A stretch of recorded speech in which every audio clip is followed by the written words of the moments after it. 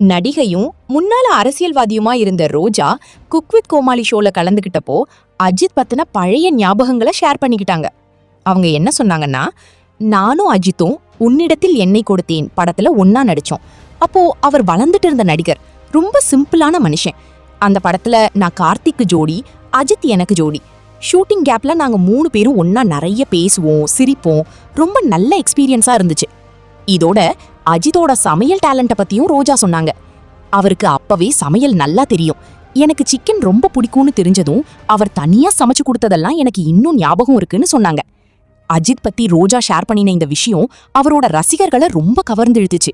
சினிமாவில மட்டும் இல்லாம பர்சனல் லைஃப்லயும் அஜித் ரொம்ப சிம்பிளா, அன்பா பழகுறவருங்கிறதுக்கு இது இன்னொரு எக்ஸாம்பிள்னு ரசிகர்கள் சொல்ல ஆரம்பிச்சுட்டாங்க.